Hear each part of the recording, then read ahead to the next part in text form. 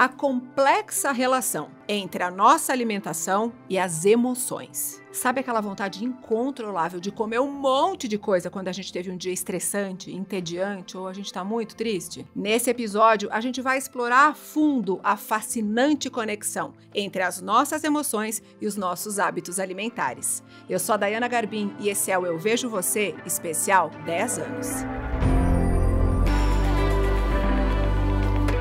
Para conversar sobre fome emocional e essa relação que muitas vezes é tão difícil para tantas pessoas, eu estou recebendo duas convidadas super especialistas nesse tema, que é a Marli Alvarenga. Marli, muito obrigada por ter você aqui. Pelo convite, Mais uma vez, a Marli esteve aqui no Eu Vejo em 2017.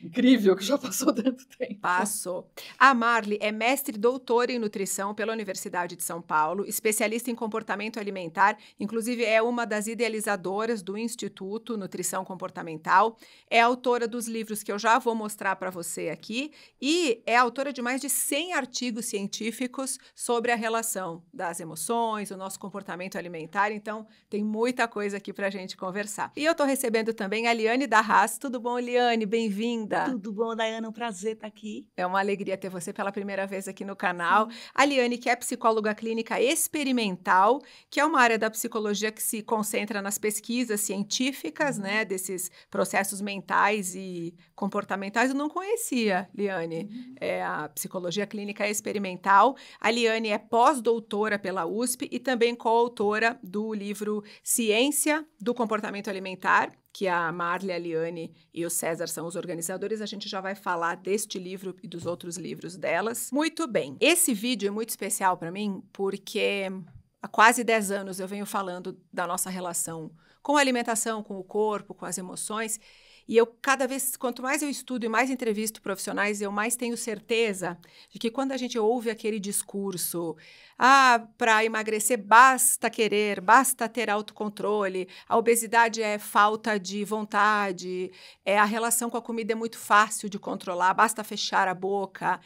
E então esse episódio é para a gente explicar o porquê tem muitas e muitas explicações científicas de como o nosso cérebro funciona e como essa relação é muito mais complexa do que a gente imagina. Marli, o nosso cérebro, de alguma maneira, ele é, a gente pode dizer assim, programado para buscar recompensa e conforto em alguns tipos de alimentos? Eu aprendi, inclusive, bastante nas trocas que a gente foi tendo, né, ali nas disciplinas para a produção desse livro, porque não é uma discussão que a gente tenha classicamente também na formação como nutricionista, né? Mas a gente diz, né, que comer, fazer sexo, respirar, beber água, são coisas naturalmente recompensadoras. Nós temos um corpo programado para procurar isso, né?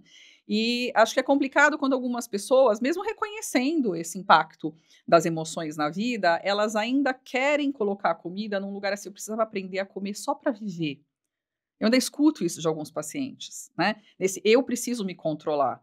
Mas eu preciso fazer, né? Quando, na verdade, isso vai contra a biologia.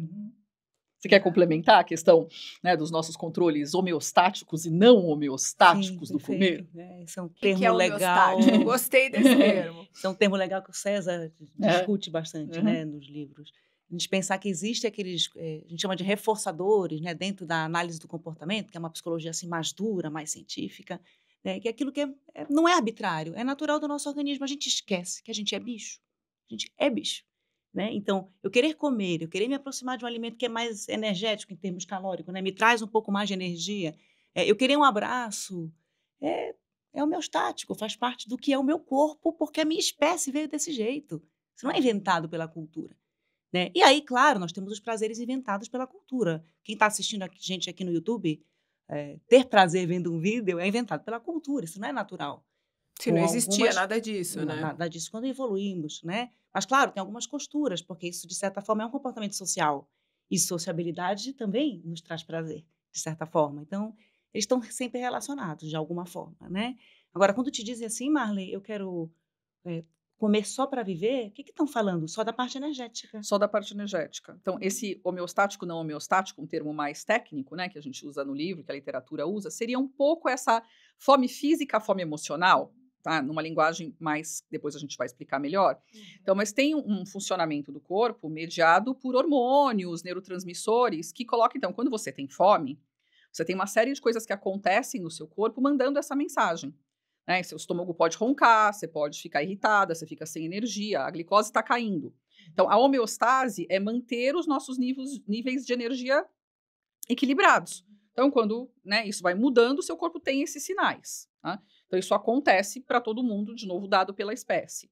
Mas a gente também tem vontade de comer, mesmo quando isso está equilibrado. E é o que a gente chama de não homeostático. Ele não é só emocional, porque, na verdade, tem um aspecto aí relacionado a emoções, sim, que podem interferir nessa vontade de comer, mas tem outros aspectos que estão ligados, por exemplo, à questão social. Eu posso comer só porque todo mundo está comendo. Eu posso comer porque eu vi alguma coisa na televisão, eu posso comer porque eu estou num evento. Mesmo Né? sem estar com fome. Mesmo sem estar com fome. E algumas coisas fazem parte até da cultura, né? E isso vai sendo um aprendizado ao longo da vida também. Então, essa questão, por exemplo, do emocional também, se ao longo da minha vida na infância, toda vez que eu estava entediado, me comportando mal, eu ganhava uma comida, muitas vezes um doce. Então, né, fica quieto, você ganha isso aqui. Se comporta que você ganha. Né? Assim, ou toda vez que eu estava triste, então você vai ganhar o seu sorvete favorito. Né? Eu aprendo, assim, que toda vez que eu tô triste eu vou fazer isso. Mas a gente tem esses aprendizados ao longo da vida, porque comer é prazeroso. Se comer, a gente fala até, né, que se comer e fazer sexo não fosse prazeroso, a raça humana já estava extinta.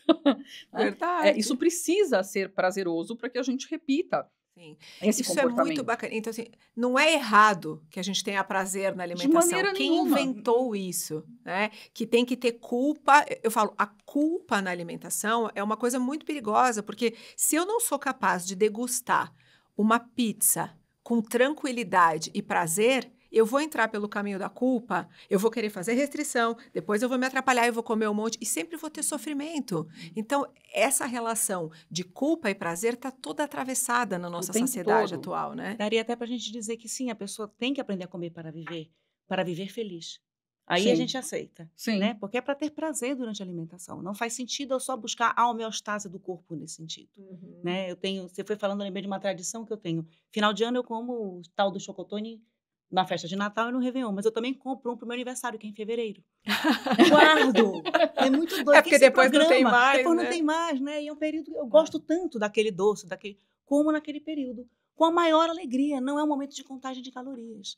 Não tem a ver com a homeostase, pode nem ter a ver com o desejo, isso também é interessante. É uma tradição que eu inventei. Ficou importante para você. Importante para mim. E que como com o maior prazer. E certamente não estou acima do peso por causa de uma tradição.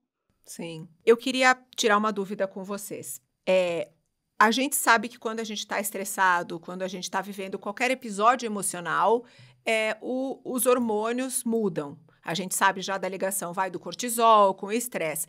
Isso influencia na nossa alimentação? Então, os hormônios do estresse, eles podem levar a gente a comer mais ou menos?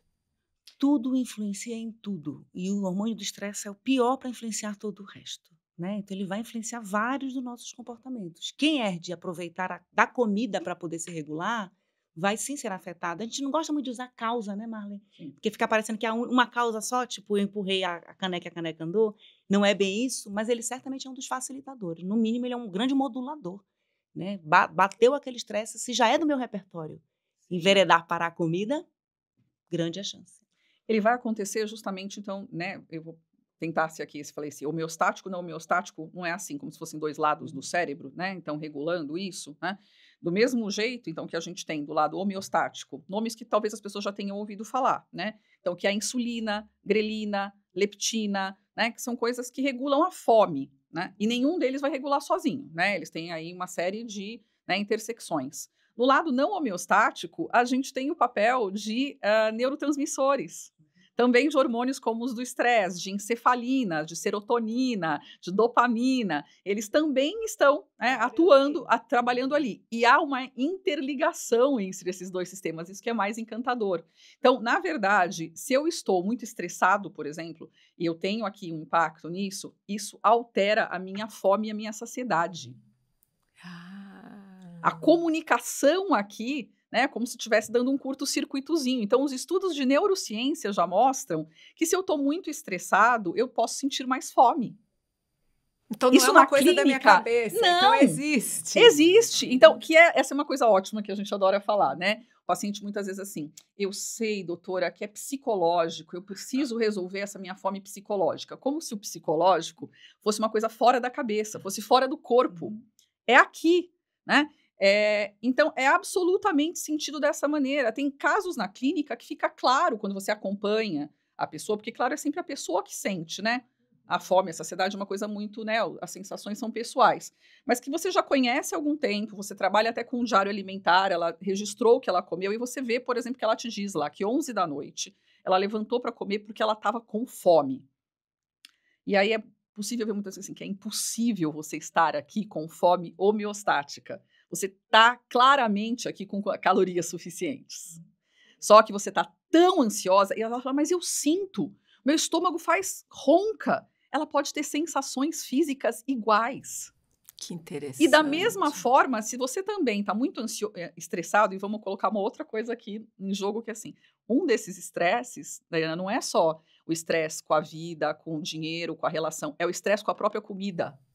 Sim. Então, se você está comendo, mas ao mesmo tempo eu estou assim, eu não devia estar comendo isso, desse jeito eu não vou emagrecer, eu preciso me controlar, isso também é um estresse. E comendo assim, você diminui a sua sensação de saciedade. Gente, como é essa relação? E a Comer relação com prazer amplia a amplia a sensação de saciedade. Você saciedade. come tranquilo, seu corpo olhando para a manda. comida. Isso está no cérebro, isso é neurociência. E a interligação Marli, dos neurônios é importante, porque a Marlene falou da dopamina, por exemplo. A dopamina, ela não está ali só, né, nessa junção entre o que é o comer homeostático, não homeostático, nesse momento de disparar o desejo de comer ou a fome.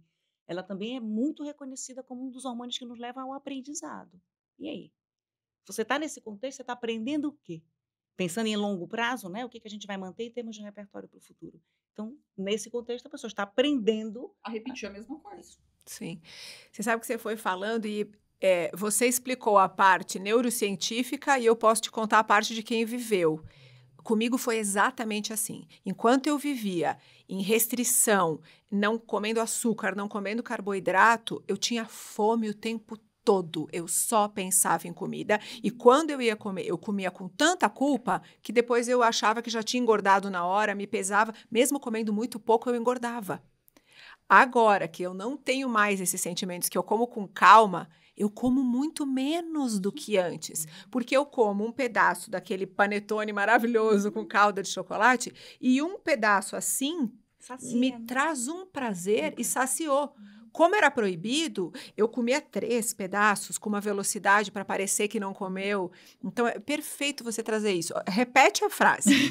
Como é que foi? Quem come com prazer... Quem come com prazer tem uma sensação de saciedade ampliada. E isso não é metafísico, gente, né? Porque senão você tem aquele ditado, né? Tudo que é proibido né, fica mais gostoso, né? Assim, isso não é uma questão, assim, sabe, de uma crença só. Isso acontece em níveis cerebrais, né? Você fica dizendo não posso, não posso, não posso. Isso gera um estresse, né? Assim, isso exige do seu cérebro uma atenção, um nível de atenção que custa muito, custa glicose, né? Ele fica exausto de tentar se controlar há tanto tempo. Um cérebro exausto tem menos controle executivo, que a gente fala que esse termo controle precisa ser usado com cuidado. Porque, claro, a gente tem aí as nossas decisões. Um cérebro exausto não faz mais isso. Porque está sobrecarregado. Está sobrecarregado. Né? Então, não é uma questão só, a gente sabe que comer muito rápido, né, já faz a gente engolir mais comida, né, tem uma coisa estomacal, mas a saciedade, ela se processa tanto no estômago, de você sentir o estômago repleto, mas a saciedade mais importante é a saciedade central. Porque às vezes você sente a barriga cheia, mas no cérebro não chegou ainda uma mensagem, olha, foi suficiente. E essa mensagem, para ela ser processada aqui, ela depende, então, de todas essas substâncias, dessa intersecção e a esse aprendizado que a Liane está falando. Então, ao longo da vida, os seus comportamentos, né? Então, se você fica fazendo isso repetidamente, você vive de dieta, você vive se proibindo o tempo inteiro, você vive culpado, você vai ficar no mesmo funcionamento. Você não tem paz nunca na alimentação, e aí é tanto sofrimento que você não aproveita nem na hora que você está comendo.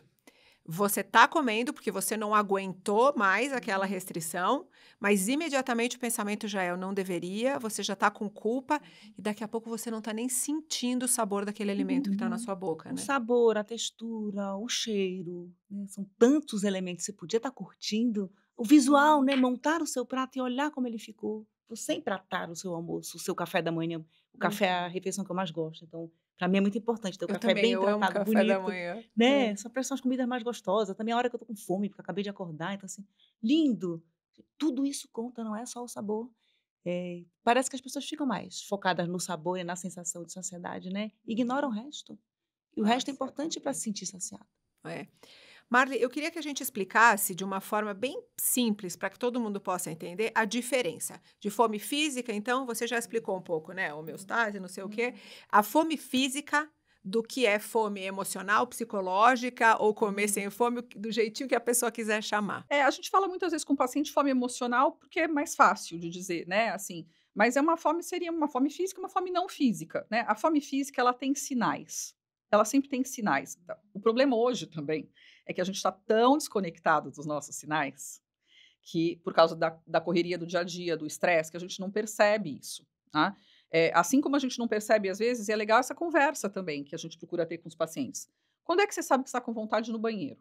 Tem gente que chega a te dizer assim, eu trabalhei tão loucamente ontem que quando eu percebi, eu tinha passado a tarde inteira assim no banheiro. Aí eu percebi que eu passei a tarde inteira sem beber água. Aí quando eu parei aqui, eu falei, nossa, eu tô com sede. Porque você é capaz, num estresse, de ficar tão focado, né? E a gente tem alguns mecanismos que controlam isso até determinado ponto, né? Fico segurando para ir no banheiro, não bebo água, né? Às vezes as pessoas não sabem que estão com sono, que estão com dor, Não que estão com percebem. frio, que estão com, né, essas sensações corporais todas, né? Mas a fome, ela tem sinais. Agora, elas são diferentes, eles são diferentes e pessoais. Então, as pessoas falam muito assim, né, o que é fome para você? Muita gente fala, é a barriga roncando. Aí, desde que a gente começou a estudar mais isso, inclusive com mindful eating, com mindfulness, né, fazendo meditações para perceber tudo isso, falo, gente, então ferrou, porque meu estômago não ronca. O meu não ronca. O meu é raro roncar Então, também. não é essa a minha sensação. Quando eu sei que eu tô com fome, né, eu começo a pensar mais em comida, eu fico mais irritada. Se passar muito, eu fico muito irritada e com mau humor. E eu percebo uma baixa de energia, né? Então, você precisa estar conectado aos sinais do seu corpo, né, para te mostrar essas coisas, né? E aí, quando a gente sai, então, dessa necessidade física, e aí tem alguns guias, né, que assim, a gente não vai ficar seguindo regras, mas assim, por que a gente fala de fazer café, almoço e jantar?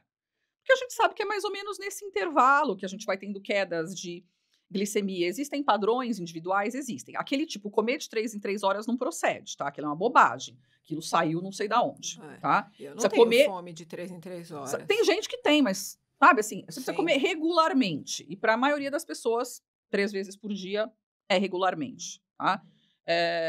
E aí a gente fala dessas coisas porque a gente conhece os padrões, mas a gente pode avaliar individualmente, né? Então é perceber isso. Quando sai disso, então assim, então eu tenho que comer só por fome física?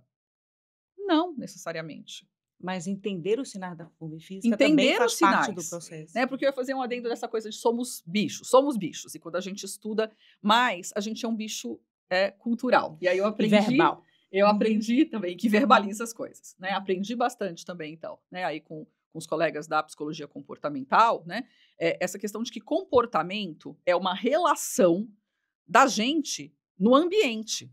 Sim. Não dá para tirar o contexto do ambiente. Jamais, né? E nós somos seres, então, que daí eu brinco até com os pacientes, quando também insistem, às vezes, em comer a mesma coisa. Aí eu falo, mas você não é uma vaca que pode comer a mesma ração todo dia.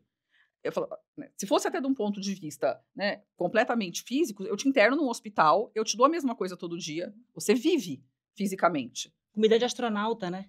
Pode Que comer a ração. que não é pílula só, né? As pessoas também, né, eles comem. Mas é uma comida liofilizada, para não voar, né? Uma papa e tal. Né? Assim, você faz isso em contextos muito limitados, de hospital, de não sei o quê. Porque numa vida normal, né, assim, a gente come por outras razões, porque nós somos os seres culturais, né? Assim, então, sim, a gente come muitas vezes porque tem um evento. A gente come panetone porque é Natal, a gente come bolo porque é aniversário. Agora, a gente alinha isso com a fome física. Sim. Olha que loucura, né? Eu sou do interior do Rio Grande do Sul. Então, na minha família, a gente sempre gostou muito de... Meu pai vai até hoje na feira, comprar salame, queijo colonial. feito em casa, assim. Então, o salame ainda tá molinho, porque, tipo, foi feito ontem, o queijo, tudo molinho, porque é muito fresco. Você come quando chega porque é bom. Então, mas aqui na minha casa em São Paulo, primeiro que eu não tenho isso, não costumo ter acesso a esses alimentos coloniais, então eu não como, eu não sinto falta. Mas toda vez que eu vou para casa do meu pai, eu chego lá, tem uma peça de salame e queijo em cima da mesa com pão colonial e a primeira coisa que eu faço, com fome ou não, é comer um pedaço de queijo e um pedaço de salame. Porque o contexto tem que ser E é levado em tão conta. gostoso isso. Então, Marli, aí, Liane, nesse contexto que a gente está falando, a gente pode entender, então, que não é errado ter fome emocional, ou não é errado comer nessa situação Social, cultural. emocional, de... Não, e parte do tratamento que a gente faz para pessoas que aparecem ou com transtorno alimentar ou com tal desse comer emocional numa frequência alta é justamente tirar essa palavra de estar errado. Né? A Essa gente primeiro culpa, né? arranca o errado, porque assim, a comida não é errada, você ter um corpo que precisa de comida também não é errado, e você ter necessidades além do que até a homeostase está pedindo, né? Além do número de calorias, também não está errado. Uhum. Né? A questão é como você está convivendo com esses teus desejos e com a quantidade de comidas aí que talvez tenham calorias demais, que não sejam lá o mais saudável nesse sentido da nutrição pura. Perfeccionista. Isso, perfeita, porque pra gente é saudável sim comer um brigadeiro numa festa, né? Com que frequência você está fazendo isso? Como é que está afetando a tua saúde física e mental? Esse é o tratamento que a gente vai oferecer. Sim. Tirando o errado, tirando essa discussão. E ele passa muito por essa questão dos guias, né? De como faz você nomear o que está acontecendo no teu corpo. Eu achei legal porque eu fui aprender algumas coisas lendo o livro da Marli, de Nutrição Comportamental. Isso foi um guia muito importante para mim. A barriga roncar. Eu achava que isso era coisa de desenho animado. Porque eu nunca tinha ouvido. Só que o que acontece, Marli, é que a minha ronca. Eu só nunca tinha ouvido a minha barriga roncar. Incrível. Mudança de hálito também. Né? Tá com fome, uma pequena... Isso me diz, isso é fome física, então eu vou me aproximar do que é, né? Isso A gente importante, fala, tá com pessoal. bafo de fome, né?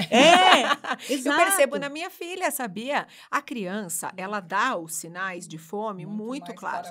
A minha filha fica brava, irritada e muda o cheirinho da boca. E aí tá brava porque não quer parar de brincar e não quer comer, mas tá brava porque tá com fome. Então Mas vocês falaram uma coisa muito importante. A gente tá cada vez mais desconectado do nosso corpo, das nossas emoções e das sensações corporais, e aí a gente não percebe nada. Não percebe o sofrimento emocional, não percebe a fome, não percebe a sede. É uma loucura, né, o que está acontecendo. Pois bem, então a gente disse aqui que não é errado ter fome emocional, que é parte da nossa relação, da nossa cultura. Quando isso se torna um problema, Liane? Quando, de fato, o comer emocional está trazendo grande sofrimento e prejuízo na saúde dessa pessoa? Posso te interromper? Claro. Só, porque acho que a gente está usando esse termo muito, né? Comer emocional, ficou na boca do povo, né? Mas acho que daí se diz do problema.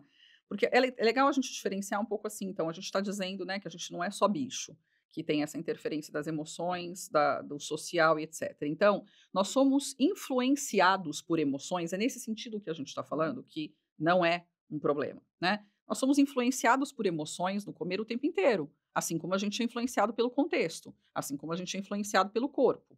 Tá? Então, a gente também precisa aprender a perceber estas coisas. Então, a gente gosta de brincar até assim. A gente pode muitas vezes comer emocionado. Você ganhou um bolo da sua avó, a caixa de bombom do namorado, como emocionado. Ou você come com emoção, porque você está assistindo um filme, chorando e comendo pipoca. Ou você encontrou o Sábado. salame lá, ainda tá verde o salame. O seu salame, assim, ai que emoção, né? Voltar, e a gente cheiro tem da infância, usado, o sabor da infância. Então a gente procura, né, com as pessoas entender esse contexto e a gente aí às vezes tem tentado, porque é uma área na ciência ainda que não está muito definida, tá? Mas aí a gente procura usar às vezes você tem um comer emocional quando a coisa já se tornou mais problemática. Isso. Né? E aí, problema para a gente é uma frequência maior, então, o número de vezes que isso acontece na tua vida, na tua rotina, e a intensidade do sofrimento, o que é algo extremamente subjetivo. Até por isso a ciência não fala tanto. Difícil de medir, né? Se a gente for olhar para os transtornos alimentares, que aí já é outro nível de análise, né? A pessoa precisa ter tem um monte de critério, né? A quantidade de vezes que a pessoa fez XPTO, comportamento, aquele padrão. Ali é um passinho bem mais grave, né? Mas a gente volta. Eu gosto de pensar nesse comer emocional como um pré-corrente do transtorno alimentar. Ainda não chegou lá. Sim. Né? Não é também o comer emocionado, vamos separar, então, né? Gostei da diferença, comer emocional do comer emocionado. Sim, e comer é influenciado por emoções. Sim. Né? Eu posso, sim, chegar num dia, tô mais triste, tô mais chateado, chega no final do dia e falar, ai, mereço uma coisa gostosa.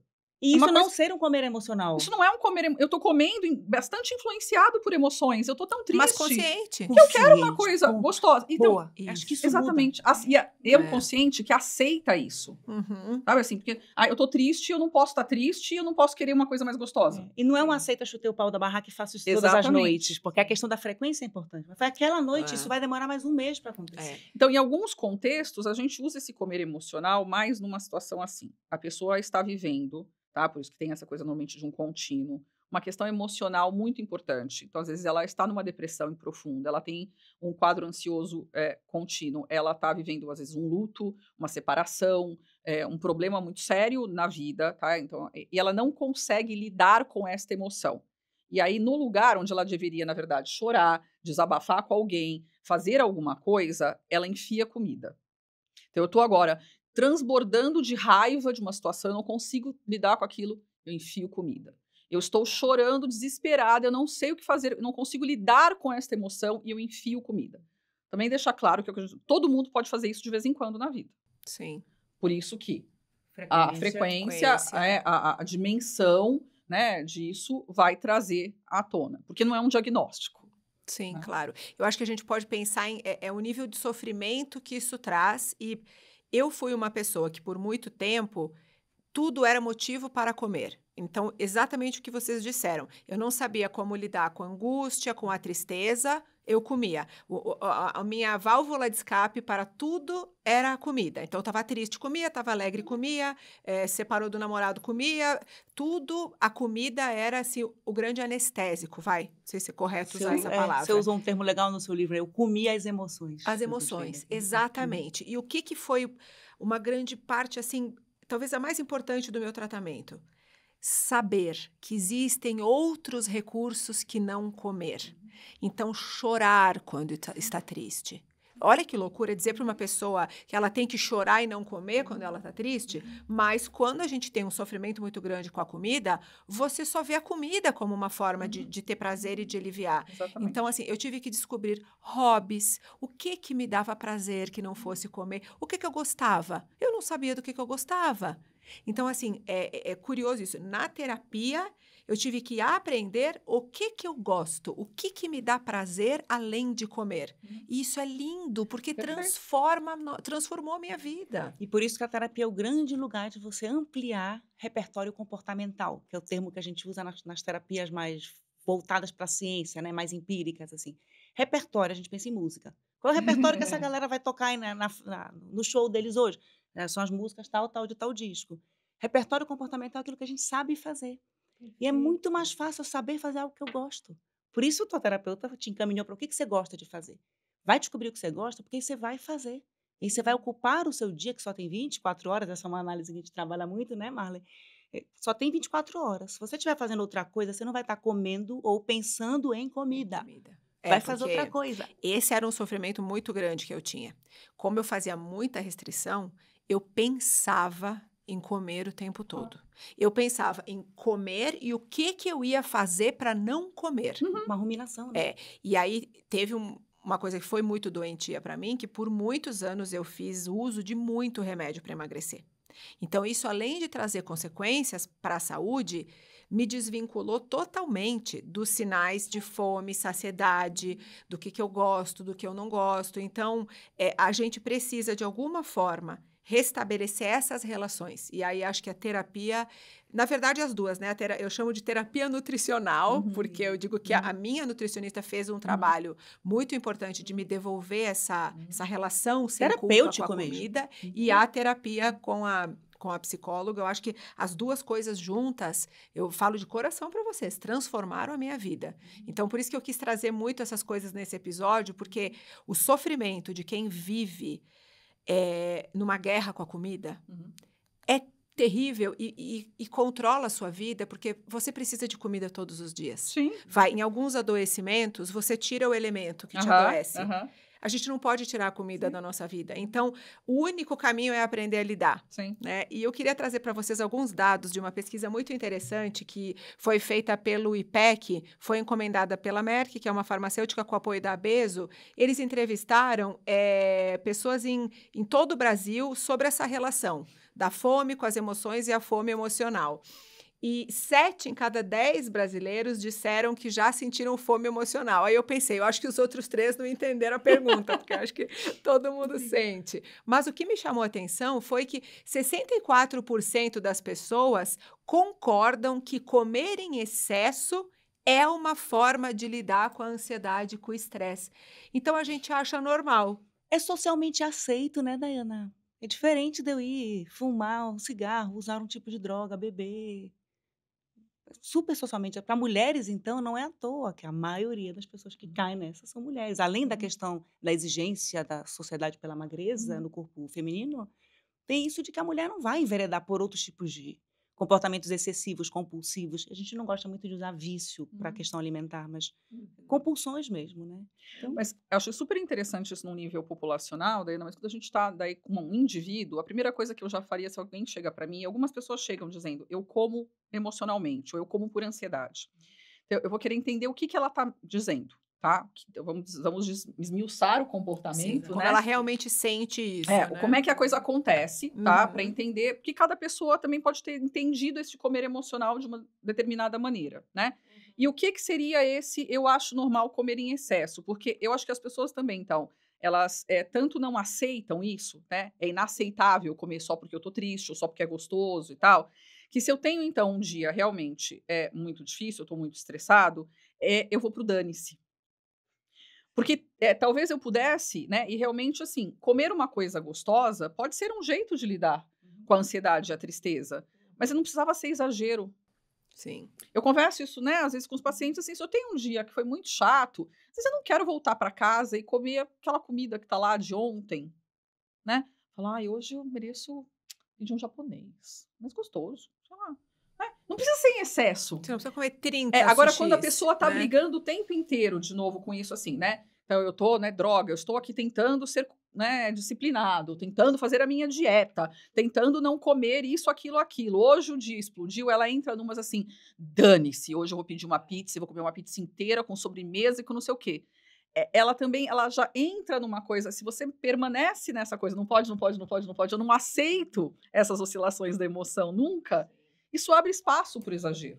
Sim. Sabe o que eu fazia? Despedidas. da comida? Olha que comportamento curioso. Eu dizia, amanhã eu vou voltar para a dieta. E a minha dieta era não comer carboidrato e comer 800 calorias por dia. Então, hoje é o dia da despedida. E aí eu comia tudo que eu conseguia. Mas os estudos mostram isso. Tem estudo que já fez isso com o universitário americano. Então, assim, olha, você vai passar 15 dias, um mês sem comer chocolate. Que é o tipo de bicho mais estudado em psicologia, É. né, na universitária. Porque eles estão lá, né, Tão no lá. ambiente. E aí as pessoas concordavam em participar, né? E aí elas chegavam para essas pessoas, né, depois para ver como é que foi. Então, muitas já faziam a despedida. E eu brinco isso num contexto geral, acho que as pessoas que estão aqui com a gente podem pensar, tá? Assim, né, se eu te dissesse que eu tenho a capacidade de te monitorar agora nos próximos 20 dias por satélite, se você ficar sem doce, você vai ganhar um prêmio, né? Assim, então, a partir de amanhã, 20 dias sem doce. Pode ter um monte de gente que não estava nem pensando hoje em doce, ela vai atrás. Vai. Ela vai atrás hoje pensando no que ela já não pode. Então, a gente tem que entender sempre, né? Isso para a gente é muito central. Na nutrição comportamental, no ciência do comportamento alimentar, a gente fala muito do papel da restrição. Eu vou A mostrar os restrição livros aqui. altera muito o comportamento Muito. alimentar. Sim. Né? E é o que a gente chama de restrição cognitiva, porque assim, então, comer menos calorias do que você precisa já traz esse desequilíbrio dos controles de fome e saciedade. Mas às vezes não é só, você não está comendo tão pouco assim, mas é também o que alguns autores chamam de mentalidade de dieta. Você ficar o tempo inteiro pensando que você não pode comer, que é a restrição cognitiva, Sim. também altera todo esse seu controle da fome, apetite e saciedade. Eu lembrei agora de um estudo que tem que é você querer criar um pouco o funcionamento de uma pessoa compulsiva, mas em bicho, né? E aí alguns estudos estressam o animal, justamente. A gente sabe que no ser humano a pessoa estressada, ela vai lá faz a compulsão, estressa o animal. Olha esse jeito de estressar um rato. Você mostra para ele Nutella que é algo que ele já gostou de comer, né? Uma pasta de avelã com chocolate super doce, só que presa de um jeito que ele consegue ver, ele consegue sentir o cheiro, mas ele não consegue ter acesso. Então, a Mália falou a privação, ela é cognitiva até porque a privação ela não existe de fato, a comida está ali disponível, ainda mais esse tipo de alimento, né, que mistura muito açúcar com gordura, são altamente palatáveis. Né? Sim. Então, esses eles estão disponíveis. Mas a pessoa se dá uma regra, eu não vou comer. Né? Ou no caso do rato, você não pode dar regra verbal, ele não é verbal, você tampa. Olha o estresse. Que é o que a pessoa está em dieta faz com ela. Sim. Você vai para a festa, mas não vai comer. Está tudo disponível aqui e você tranca a boca. E aí eu quero trazer uma coisa para vocês que certamente alguém vai perguntar aqui no comentário e alguém que está assistindo a gente está pensando. Como é que a gente entende um comportamento alimentar em que os alimentos não podem ser proibitivos dessa forma, restrição, diante da epidemia de obesidade que a gente está vendo no mundo? Porque a gente pensa, não, a gente não pode ter essa culpa, a gente tem que comer de tudo, nenhum alimento é vilão. E a gente está vendo números assustadores das pessoas com cada vez mais obesidade, cada vez mais dificuldade de lidar com a alimentação. Como é que a gente encontra um caminho? Porque do jeito que está, o prejuízo na saúde das pessoas, das crianças, por causa da obesidade, está cada vez maior. Tem que mudar tudo na nossa relação com a comida, né? Teria que mudar sistemicamente, né? Teria que ser uma questão de saúde pública mesmo, né? Como fazer para baratear os alimentos É o contexto saudáveis. de novo. É o contexto de novo. É o macro contexto. Então, se a gente estava dizendo, né, ou passando por aqui, que não adianta as pessoas pensarem, então, né, assim, que eu tenho que me controlar com relação, por exemplo, né, eu tô triste, tenho vontade de comer doce, eu tenho que saber me controlar. Não é essa a questão. Você tem que entender da onde você aprendeu a ter esse tipo de comportamento. Talvez você possa comer um doce quando você está triste, se você souber comer numa quantidade adequada, você vai descobrir na terapia outras coisas que te dão prazer, etc. Mas, da mesma maneira, a gente não pode colocar essa questão no indivíduo. O que está claramente relacionado ao aumento de obesidade, né, nas últimas décadas é uma questão ambiental. Né, o acesso ao alimento, né, os alimentos ultraprocessados, né, o sedentarismo, né, se as pessoas pararem de cozinhar, né, assim, o jeito de orquestrar a comida mudou completamente. Assim, então, nós temos algumas coisas para trabalhar no nível individual, que a gente trabalha com os nossos pacientes, que não são do tipo, controle-se. Né? Mas a gente não vai conseguir resolver isso se a gente não tiver essa questão ambiental. A Marli falou de orquestrar a vida, é bem sobre isso, né? Quando a gente vai trabalhar no individual, a gente ajuda aquela pessoa a orquestrar a vida dela. Só que isso é nadar contra a maré. Porque está todo mundo pedindo que ela tenha uma vida corrida, que ela nunca pare para cozinhar, e vem lá, como se parar para cozinhar fosse coisa para quem não tem o que fazer, perda de tempo, e não pode ser super prazeroso. Eu acho que assim, a velocidade que o mundo tomou e a automatização de tudo, né? Do alimento, das relações, do trabalho, nos afastou cada vez mais de tudo que é natural para o nosso corpo. E isso é muito prejudicial para todo mundo. Emocionalmente, todo mundo doente emocionalmente e o corpo adoecendo junto. Que é outra coisa, tá todo mundo ansioso. Então, essa coisa, a ansiedade me leva a comer mais. Nós estamos na geração ansiosa, tem livros sobre isso agora, né? Então, começa a falar também dos viciados em dopamina, o nome vício, de novo, também é delicado. Né? Assim, porque nós estamos em tempos, né, muito desafiadores, né? Passamos pela questão da pandemia, né? Assim, e a questão das telas está muito aí em jogo, né? Então, a tela é uma coisa que, né, o livro, né, da geração dopamina fala isso, vai nos trazendo, né, esse tipo de coisa de estímulo, né, o tempo todo. Né? Assim, mas é dopamina que dispara? Um deles. Um deles. Então, você fica, cada vez que você vê mais uma coisa, você tem mais uma coisinha, né, acontecendo. E a dopamina tem uma coisa muito curiosa com comida, que uns estudos mostram também, que na verdade, né, porque é um dos hormônios, né, da recompensa, não é a única coisa que ele faz também. Por isso que a gente fala de aprendizado, porque a recompensa, quando você ganha algo depois de se comportar, você ganhou uma coisa e seu cérebro fica feliz, né? Mas os estudos mostram, muitas vezes, para essa pessoa que fica pensando em comida o tempo todo e planejando, que ela libera mais dopamina enquanto ela planeja do que quando ela come. Olha o poder do pensamento. Ou seja, ela tem mais prazer até enquanto ela fica nessa ruminação, né? Estudos que mediram isso no cérebro. Aí quando ela come, não sobe tanto assim. E quando tem recompensa, aquele comportamento aumenta de frequência. Esse é o conceito de reforço. Portanto, você não para mais de ruminar. Não para mais de fazer aquilo. Então, entender um dos papéis do profissional de saúde é ajudar os pacientes a entenderem essas coisas, como acontecem, entender esse papel do contexto, né, que a gente está falando aqui, porque na prática, né, alguns pacientes ainda insistem nisso, né? Eu preciso saber comprar um chocolate, ou um pote de Nutella, ou um bolo inteiro em casa, e eu preciso aprender a me controlar. Não.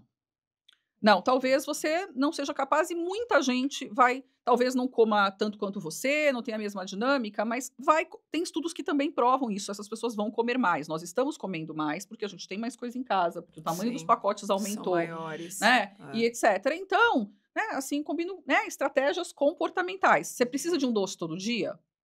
Pode ser, pode entrar na sua vida, mas Se você então não for diabético, tá bom? sim, mas até para o diabéticos pequeno, muitas vezes Tá. cabe, né? Sim, Mas então nós vamos combinar assim, tem alguém com quem você mora, com quem você vive, que pode te trazer todo dia sim. um bombom, um chocolate pequeno ou não? Então você vai todo dia no café. Aí você vai no café, porque na presença dos outros, você não vai exagerar, vai pedir um doce, você não vai levar em casa e vai ficar, eu tenho que me controlar. É. Mas essa é uma mudança que precisa ser feita, e eu posso falar para vocês por experiência própria. É gradual, lentamente, porque veja, eu vivi em guerra, eu tive transtorno alimentar durante mais de 20 anos. Foram 22 anos até eu começar o meu tratamento. E agora eu tenho 10 anos, eu comecei em 2016. E a minha vida mudou drasticamente. É mudar Mas tudo, foram né? muitos anos E um para passo- aprender, porque eu Um tinha passo de vivido cada vez. né? até os 36 anos com esse funcionamento de recompensa, com essa culpa, com essa ruminação. Então, assim, gente, não é você vai ouvir agora e vai. Ai, mas parece fácil mudar. Liane, qualquer comportamento humano que a gente quiser mudar requer tempo, um trabalho. Não é de um dia para o outro que a gente consegue Não é mudar, do dia para o né? outro e a gente não muda só, né, com o foco, força e fé, que é o mantra da Marlene. Não é com foco, força e fé, você precisa de planejamento, estratégia, Estratégia. ajuda, né, uma equipe que vai te ajudar, seja ela de Uhum. saúde mental, de saúde física ou familiares, Sim. né? Às vezes a equipe vem de lugares diferentes para você não se sentir sozinho, É. senão você só se culpa Mas porque é não deu muito legal certo. você compartilhar isso sempre da tua história, né? Que ajuda muito, né? Eu recomendo muito a leitura do seu livro, Dayana, mas né, acho que é legal reforçar com as pessoas, porque também nos nossos dias de hoje nós estamos no imediatismo. Sim. A gente quer os prazeres imediatos, a E gente a quer as cura recompensas imediata. imediatas. É a coisa de novo, Verdade. então, das telas e da mídia social tornou isso, e as pessoas estão buscando isso, por exemplo, com emagrecimento há muito tempo, desde sempre isso só piora, né? Elas continuam querendo resultados imediatos. Então, muitas vezes a gente tem, né, essa dificuldade com alguns pacientes também, que né, falam, mas essa semana eu fiz o que você me falou, ainda não mudou. Mas, assim, se você tem 20 Calma. anos de uma história de um jeito, né, Não se vai mudar a mudar. relação com alguma coisa, vai demorar algum tempo. É anos, assim. Eu posso falar para vocês. Os 3 primeiros anos do meu tratamento foram muito difíceis, porque eu tinha muito medo de comer carboidrato. E a coisa que eu mais amo na vida é purê de batata. Olha, para eu comer purê de batata em paz e conseguir comer uma porção que hoje eu entendo que me deixa saciada, por Deus, eu demorei muitos anos, porque ou era proibido ou era um panelão. Então, assim, O meio do caminho demorou. o meio do caminho demorou, mas ele chega. Sabe, as pessoas precisam acreditar que é possível mudar essa relação doentia com a comida.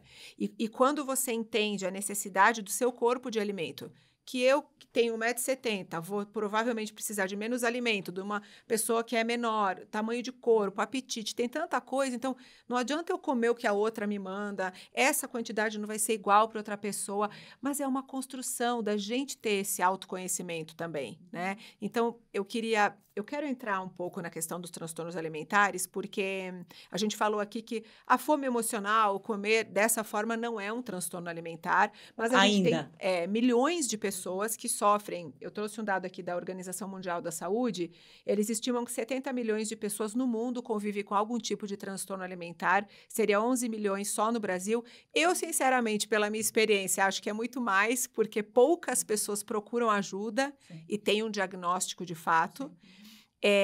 E aqui a gente está falando de um adoecimento que de fato entrou nos critérios diagnósticos. Então, se a pessoa está assistindo a gente, mas eu tenho isso aí que elas estão falando, eu tenho esse comer emocional.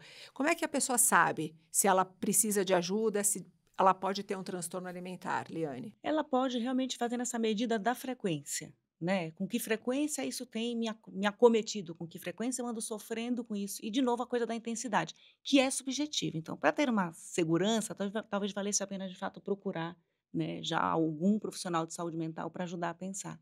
Mas eu também gosto de dizer que esse papo de que tem que fazer terapia, todo mundo tem que fazer terapia, eu não sou muito de acordo não, sabe. Acho que algumas pessoas podem muito bem perceber na vida delas, né, tem alguns livros inclusive de autoajuda que vão fazendo alguns exercíciozinhos, a pessoa vai percebendo se aquilo está diminuindo a intensidade do sofrimento, né. Agora, se ela está ler teu livro é legal para a pessoa entender, né, olha a intensidade e a frequência com que você sofria, era todo dia, várias vezes por dia. Várias. Porque, assim, eu não conheço uma mulher hoje em dia, ao menos no Brasil, que a gente tem essa preocupação com o corpo, que não tenha comer emocional pelo menos uma vez por semana. Eu não tenho, não conheço, é muito difícil. Então, assim, se é uma vez por semana você está tocando sua vida, será que você precisa parar sua vida para fazer um tratamento para isso? Agora, se Talvez todos os não, dias vai está no teu depender, né? calo, O que eu costumo responder é que se a pessoa está em sofrimento, porque acho que a gente tinha falado, né, de diferenciar aqui da compulsão, porque eu também recebo alguns pacientes dizendo, eu vim aqui porque eu acho que eu como compulsivamente. E aí a gente vai fazer uma avaliação e ela não come, na verdade. Ela tem muitas vezes um comer emocional, tá? Mas a questão é assim, eu posso te explicar para ela um pouco como a gente entende, mas assim, se ela está, aquilo incomoda a vida dela, ela foi no meu consultório, né, de nutricionista, porque ela tem um incômodo com aquela questão. Então, se aquilo incomoda, aquilo já precisa de um tratamento. Ela está lá para a gente trabalhar essa questão. Aí o que nós vamos conversar é se ela vai precisar também de uma indicação para terapia, dependendo, né, de como é que aquilo, né, se encaminha, se ela vai precisar de um encaminhamento para um psiquiatra, né? E aí a gente vai vendo então como é que as coisas se interrelacionam, né? Então, fazendo essa diferenciação com a compulsão, né? Compulsão é quando a pessoa, né, come uma quantidade, daí é uma definição de manual, né, de diagnóstico, né? Come uma quantidade de comida maior do que as outras pessoas comeriam numa circunstância parecida, normalmente muito rápido, com sensação de perda de controle. Isso é a definição da compulsão. Tá? Então, existem pessoas que têm compulsão de vez em quando, e existem quadros de transtorno alimentar onde a compulsão está presente, porque a compulsão por si só, ela também não é um transtorno alimentar. Existe o transtorno da compulsão alimentar. Aí essa compulsão precisa acontecer numa frequência específica, estar associado a comportamentos específicos para você chegar nesse diagnóstico. Então, se a pessoa tem um diagnóstico de transtorno da compulsão alimentar, isso pode ser feito por um nutricionista que conhece, né, os critérios e está atendendo essa pessoa, por um psicólogo, por um outro profissional da área da saúde, né, também que vai encaminhar, ela precisa de um tratamento específico, né? Agora, se ela, né, a gente reconhece que ali, nossa, eu acho que eu tenho compulsão, muitos a gente vai ver, ela diz isso, eu acabo pegando 2 doces, né, muitas vezes, não comer demais, sabendo que eu não tava, mas eu não tava com fome, né? Então eu me senti descontrolada. Então muitas vezes a gente vai ver, eu sempre falo que o que você chama de descontrole depende do que você chama de controle. Se controle para você é comer doce nenhum, você comer um, você já começa, não devia ter feito isso. Aí você fica tão culpada que você já come 2, 3. Sim. Agora, então, isso não é um transtorno, mas isso é uma coisa que está atrapalhando a vida da pessoa. Então, vale a pena a gente trabalhar isso. E essa descrição do que é compulsão alimentar para o DSM, né, para a psiquiatria, ela é importante. Ela não tem esse bando de descrição à toa, né? Uma quantidade grande, num tempo curto. Sim, né? X vezes por semana. Isso, e a pessoa ali sentindo que perdeu o controle. Porque se eu for pensar uma quantidade grande, só quantidade grande no tempo curto, todos nós fazemos isso.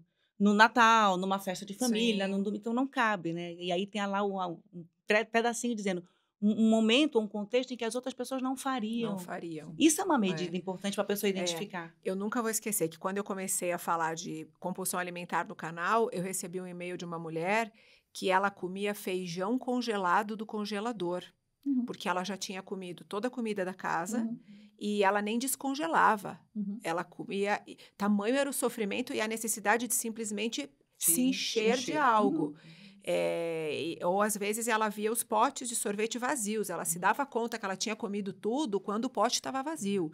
Então aqui a gente está falando de um adoecimento muito sério, né, de uma pessoa que precisa de ajuda. Então, se quem está assistindo a gente está se vendo nisso que a gente está falando, procure uma ajuda. Mas leve em consideração também que em alguns momentos exagerar não é errado. Sim. Quem nunca exagerou, quem nunca comeu por prazer, quem nunca uma pizza com uma taça de vinho, com uma sobremesa. Então, eu acho que a gente está num contexto muito distorcido do que é alimentação saudável. Né? Eu gosto muito, quero falar um pouquinho dos livros de vocês. Para quem é profissional, que eu sei que muitas nutricionistas, psicólogas, psiquiatras assistem o meu canal, eu quero indicar para vocês os livros delas, que é o Nutrição Comportamental. Eu preciso ganhar a terceira edição, tá, dona Marli? A autora não trouxe Lamentável eu não ganhar, porque eu só tenho esse a segunda esgotado, edição. já está na terceira edição. E tem esse aqui, né, Marli? Me fala um pouco desse livro, Ciência do Comportamento Alimentar. Tem um pouco do que a gente conversou aqui, né? Super.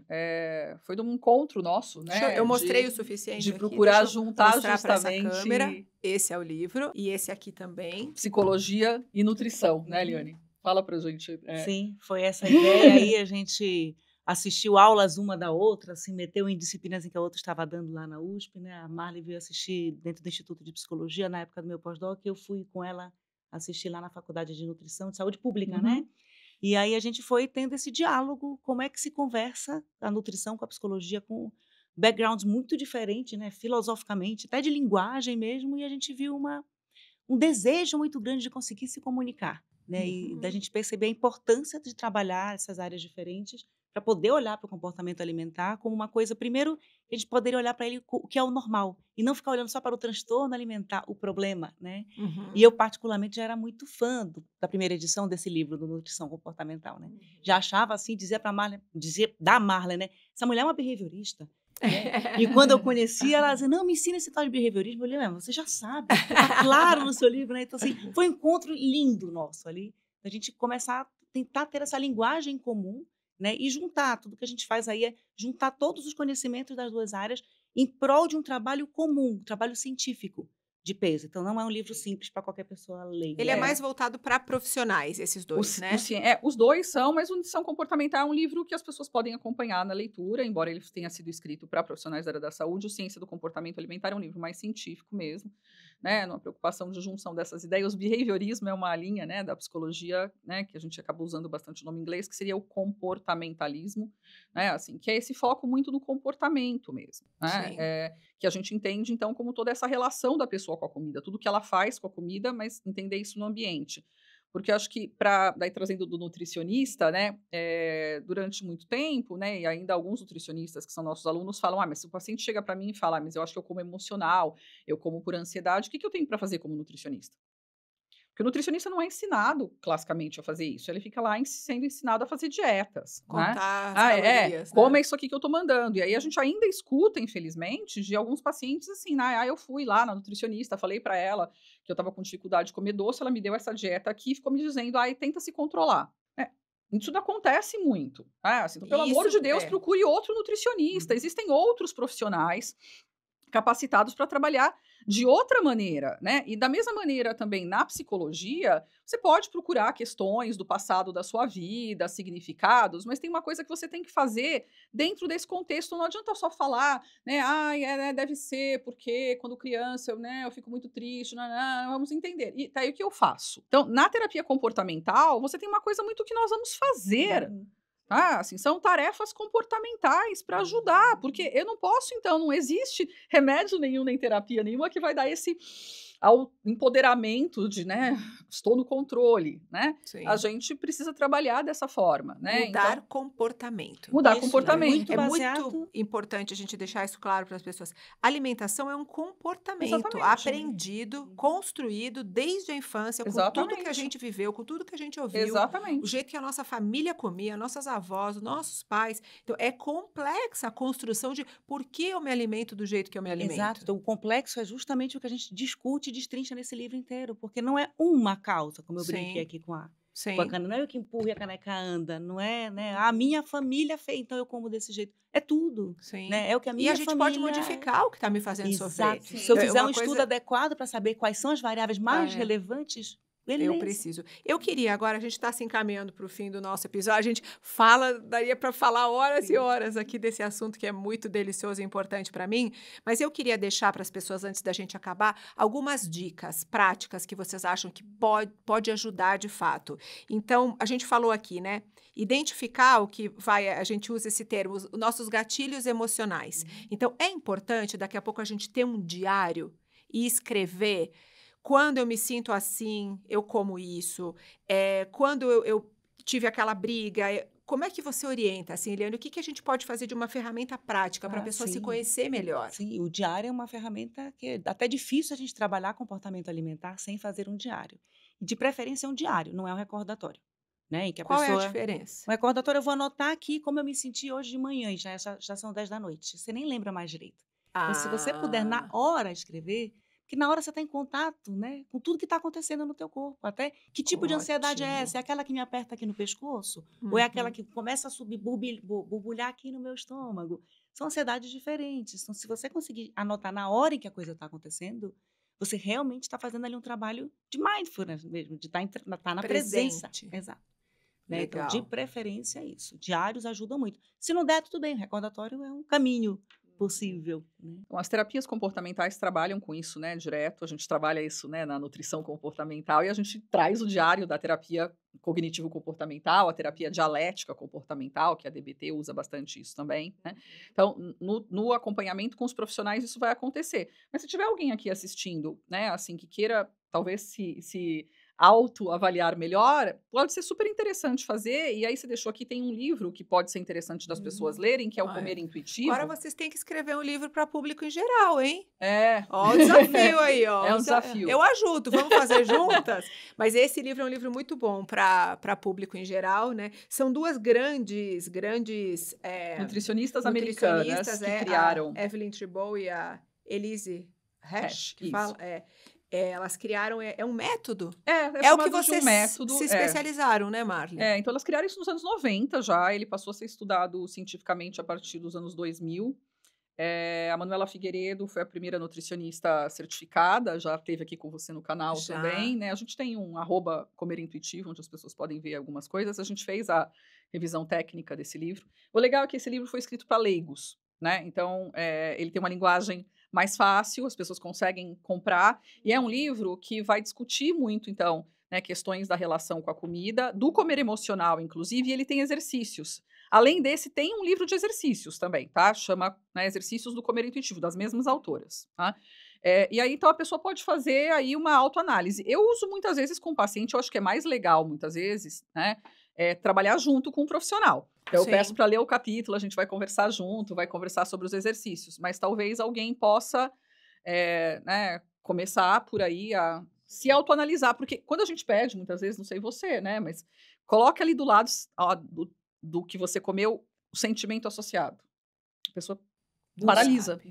Paralisa. Isso é muito comum. A gente não sabe nomear as nossas dores, os nossos sentimentos e as nossas emoções. Esse até era um outro ponto que eu queria trazer aqui, que desenvolver essa autoconsciência, o autoconhecimento das emoções. Eu sempre digo aqui no canal, nós somos analfabetos emocionais. Eu chamo tudo de ansiedade. Então é isso que eu ia falar. Quando vem né? assim, ansiedade. Aí eu falo, não, mas vamos lá. Monotônica a vida dela, só sente uma coisa. Porque a gente não tem esse conhecimento, a gente não sabe nomear. Eu falo, analfabetos emocionais, assim. Eu não tenho recursos, muitas vezes, para entender o que eu sinto e muito menos para dar um nome ali. Então, olha que bacana fazer esse exercício. Então, esse livro tem uma coisa que a DBT faz muito, essa técnica que eu tenho estudado mais também com as colegas. Ele tem uma tabela de emoções. Então, assim, você não tá sabendo, lê ali. Lê ali. Que ele coloca até assim, né? Tem níveis de tristeza, sabe? Então, tem vários termos aí que eu não vou lembrar agora, que ele leia e veja se algum encaixa mais com você. Né? Então, primeiro você precisa realmente localizar o que você está sentindo, nomear, para a partir disso você buscar como atender isto que você está sentindo. E não comer sem saber por que está comendo. Exatamente. Né? Então, quando a pessoa precisa procurar ajuda, se você tem uma relação super conturbada com a comida, você precisa procurar ajuda. Né? Eu não sei, né, de quantos profissionais... mas assim, eu sempre falo para os pacientes o que você lembrou que não dá para tirar. Você vai comer até o último dos seus dias. Se você tem que fazer isso o resto da sua vida, todo dia, algumas vezes por dia, você precisa viver melhor com isso. Eu também falo, Marli, eu falo assim, muda a vida da pessoa. Porque é muito exaustivo, porque tira a sua energia, o seu brilho de viver, porque você está sempre em guerra, com a fome. E é fisiológico, igual você falou, igual fazer xixi. Igual tomar água, não tem como. A pessoa que vive em guerra com a comida, ela tem uma vida de muito sofrimento e de menos tempo e energia para outras coisas, para Super. ser mais feliz, para viver. Eu falo que a gente perde o brilho de viver, porque é uma dor muito grande. Eu sempre digo que é complicado você medir sofrimento, mas do que eu vejo dos meus pacientes, os que têm toque, que é o dia inteiro também, né? Aquela coisa ruminativa e a pessoa está ali fazendo as compulsividades para fugir do pensamento. E os que têm transtorno alimentar são os que me doem muito, porque é o dia inteiro naquilo. É o dia inteiro. É o dia inteiro. É o dia inteiro. Meninas, eu ficaria um ano aqui conversando, mas a gente está chegando no finalzinho do episódio. Marla, eu queria te perguntar uma coisa. Há quase 10 anos a gente se conheceu e a gente gravou o primeiro vídeo juntas. E naquela época você disse uma coisa muito interessante para mim, que naquela época você perguntava para suas pacientes quem elas seguiam nas redes sociais. E você a aconselhava a não acompanhar certos comportamentos e certas atitudes. E eu queria saber, pela tua experiência nesses 10 anos, mudou alguma coisa na relação das pessoas com o corpo, a alimentação e as redes sociais? O que você viu? Porque mudou muito o mundo nesses 10 anos. Você acha que melhorou, piorou? Qual é a sua percepção? Infelizmente, eu acho que piorou. Eu trabalho, né, em consultório com transtornos alimentares desde 1994, né? Então já tem aí muito tempo. Houveram alguns movimentos, né? Daí eu acho que, assim, por exemplo, você tem uma voz muito interessante que não existia nos anos 90. Existem mais ativistas falando disso. As pessoas sabem mais sobre transtorno alimentar um pouco, né, Liane, do que sabiam antes. Mas no sentido assim, né? Eu só vejo novas dietas. Eu sou do tempo que tinha revista de banca, livro de dieta, agora foi tudo para o digital, né? Eu só vejo novos remédios, novas compensações e purgações, novas coisas.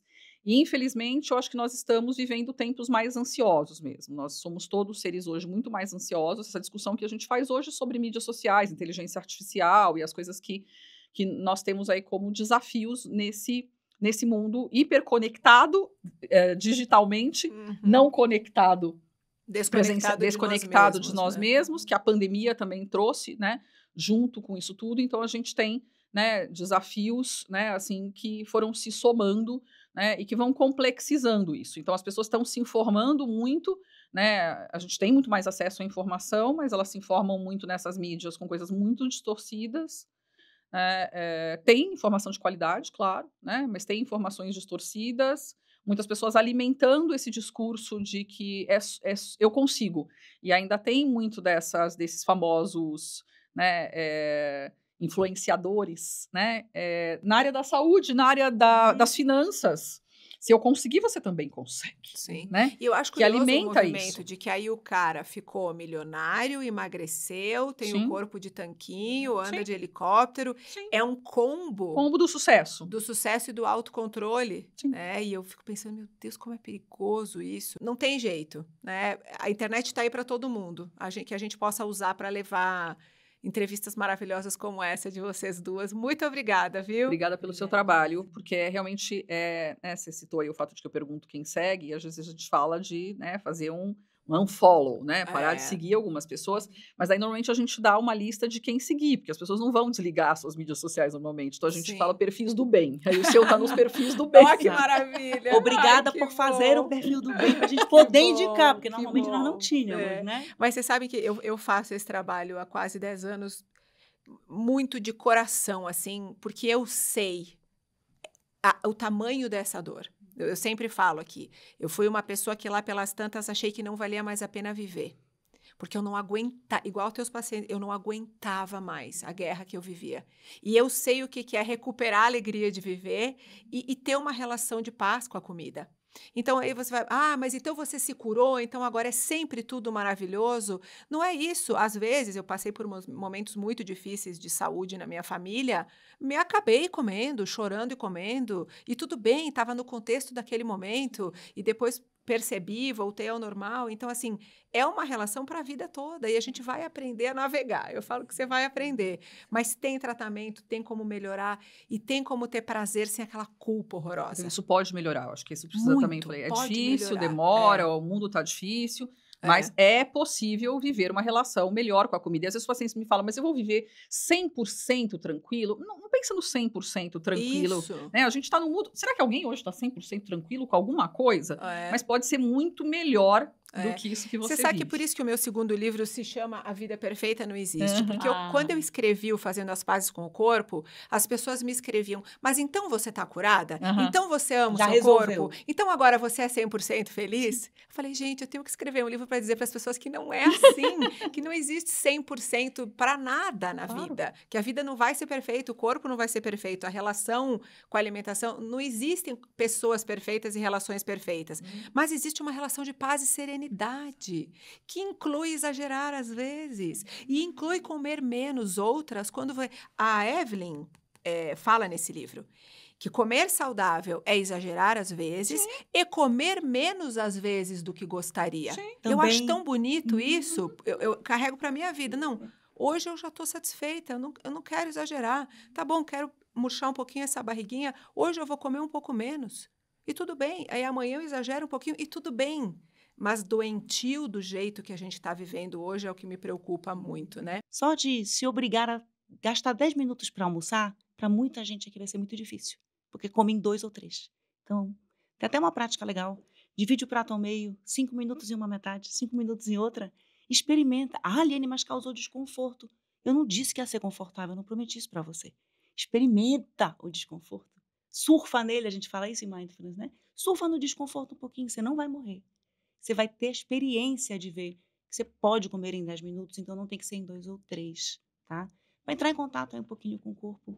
Talvez eu esteja pegando pesado na sugestão, mas... Não, eu amei! Amei essa... Eu vou fazer um corte dessa sugestão. Vou botar... Amei isso! As pessoas estão almoçando em 2 minutos, é uma loucura, né? Como é que você vai ter saciedade? Não vai ter nada com 2 minutos, né? Vai encher ali e pronto, né? Obrigada, eu amei!